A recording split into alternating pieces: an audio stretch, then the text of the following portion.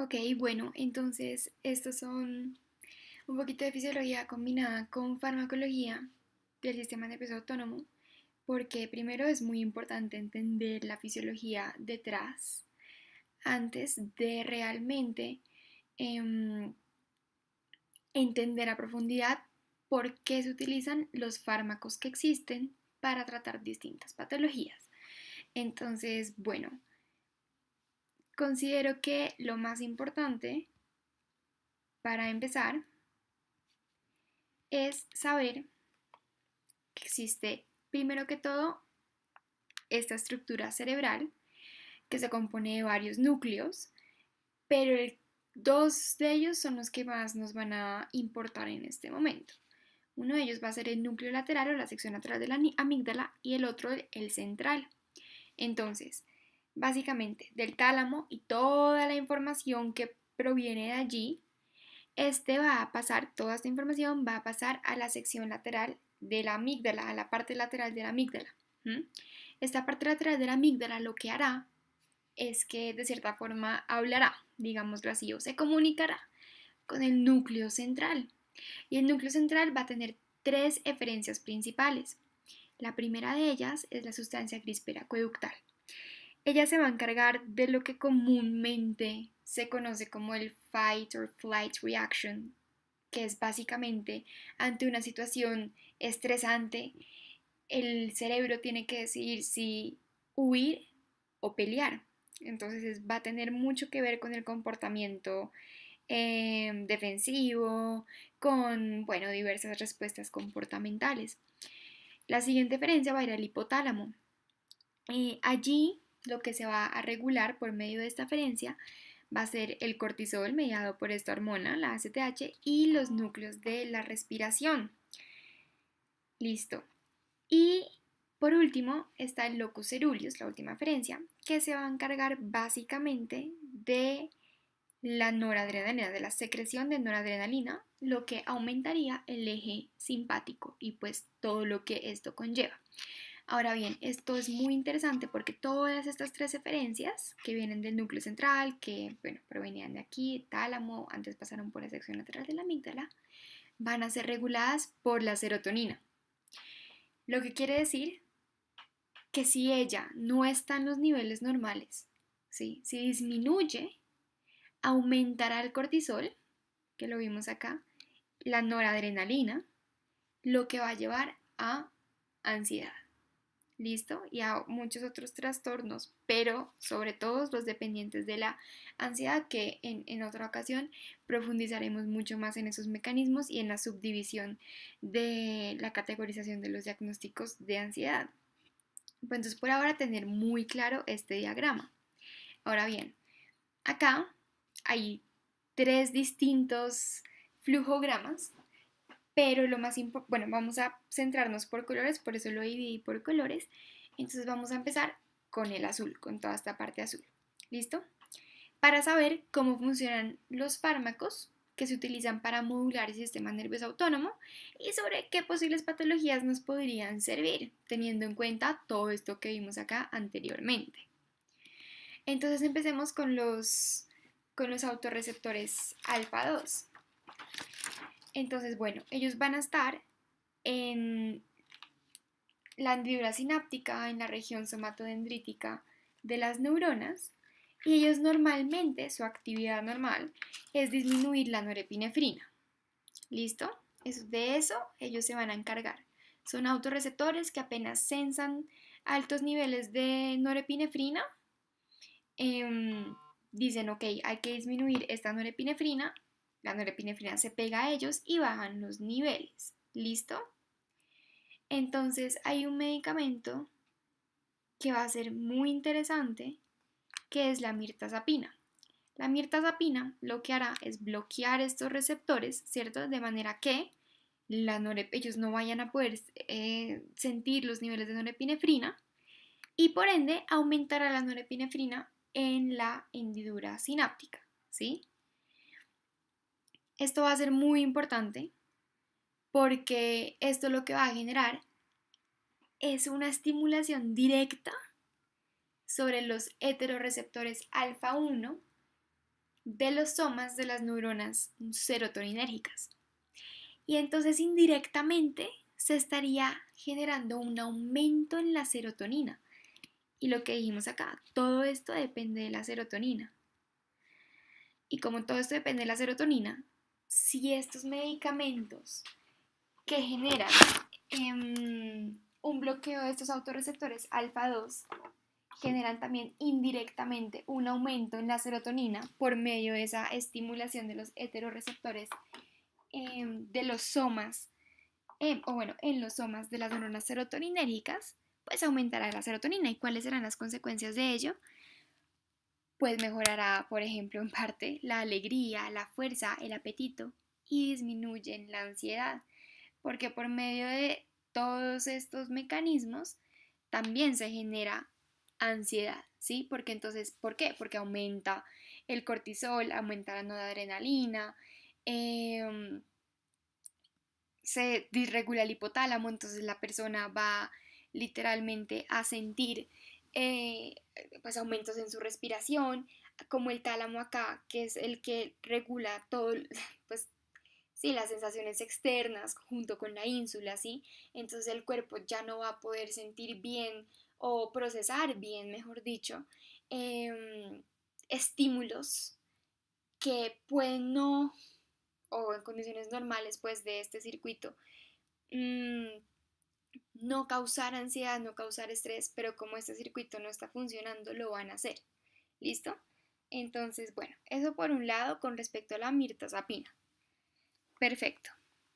Ahora, entonces, se puede proceder, sí, al cuadro naranja, que sería la duloxetina y la venlafaxina. ¿Listo? Entonces, estos dos medicamentos lo que van a hacer es que van a inhibir la recaptación de serotonina y noradrenalina. ¿Listo? Esto, asimismo, a pesar de aumentar, bueno, no a pesar no, sino además de aumentar los niveles de serotonina y noradrenalina, ¿sí? Va a ayudar a tratar el dolor crónico, sobre todo la duloxetina. ¿Por qué? Porque se ha visto que la norepinefrina en sí selecciona la información más relevante para que ésta sea la consciente. ¿Sí? Entonces, cuando la noradrenalina o la norepinefrina, que es lo mismo, disminuyen sus niveles, esta no podrá seleccionar la información importante, ¿sí? Y habrá una percepción consciente del dolor, una percepción consciente que no debería estar allí, un dolor que no debería, mejor dicho, que se debería mantener inconsciente. Entonces, al usar estos medicamentos, no solo estamos ayudando a potenciar estos efectos de alegría, de fuerza, de apetito, de mejorar estas tres referencias, sino que también estamos potenciando una acción sobre el dolor crónico. ¿Listo? Por lo que acabo de decir de la selección de estímulos que genera la norepinefrina, ¿sí? Porque la norepinefrina nuevamente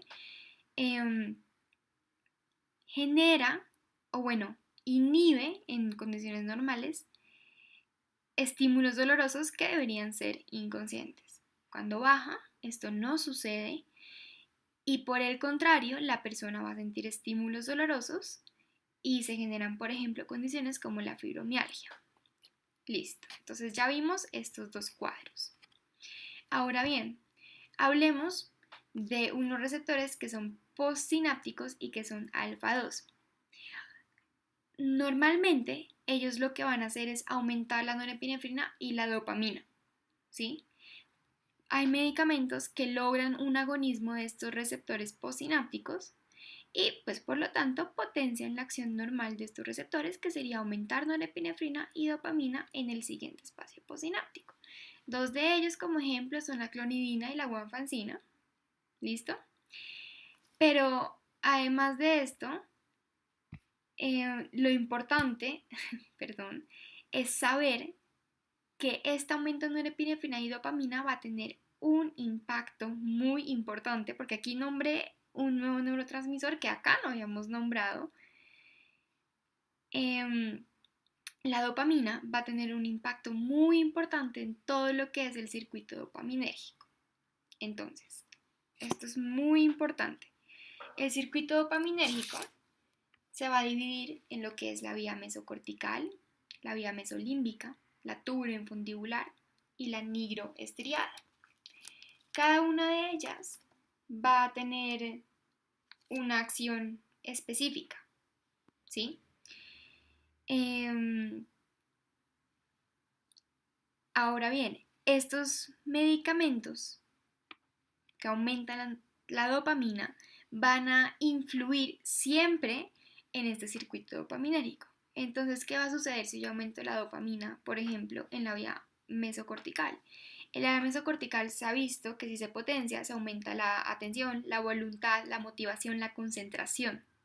En la vía mesolímbica se aumenta la recompensa, la voluntad y la motivación también. Ahora bien, en la vía tuberoinfundibular, esta es muy interesante porque ella es la que, mejor dicho, si se potencia, lo que va a haber es una inhibición de la prolactina. ¿Por qué? Porque recordemos que la dopamina es un inhibidor natural de la prolactina. Si yo estimulo, por ende, la vía tuberoinfundibular, estimularé la inhibición de la prolactina. En la vía nigroestriada, si yo la estimulo, aumentará el movimiento.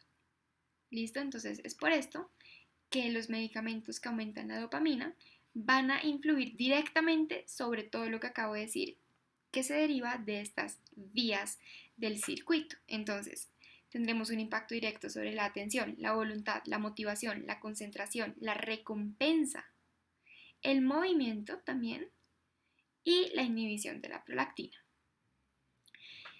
Hay un medicamento que es más comúnmente conocido como la ritalina, pero se llama metilfenidato, y esto lo que hace es que inhibe recaptación de dopamina y norepinefrina, es decir, actúa muy parecido a esto en el sentido de que llegan a los mismos resultados, que es aumentar norepinefrina y dopamina, ¿sí? Entonces son parecidos, por eso los pongo al lado, en el sentido de que generan los mismos resultados y las flechas apuntan acá, a que ambos van a estimular este circuito dopaminérgico, ¿sí? Por ende, estos medicamentos, clonidina, guanfacina, metilfenidato, se usan en el trastorno de déficit de atención. ¿Por qué? Porque se ha visto que en la hiperactividad y en el trastorno de déficit de atención hay una atención, por decirlo así, dispersa, o lo que se conoce como una atención dorsal, ¿sí? Esta atención se focaliza sobre todo en la corteza dorsolateral y la corteza prefrontal del cerebro. ¿Listo? Y además de esto, las personas con trastorno de déficit de atención activan muchas áreas subcorticales, y eso es lo que se conoce como la atención dorsal.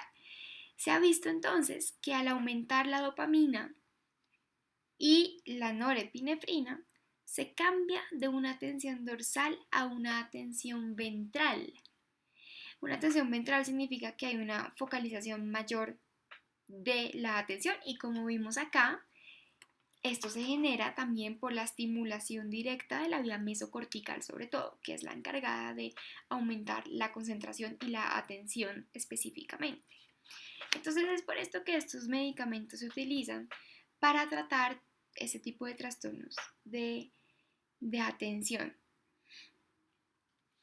Y bueno, listo. Eso creo que es todo lo que se podría decir hasta ahora sobre ese tipo de fármacos que modulan el sistema nervioso autónomo.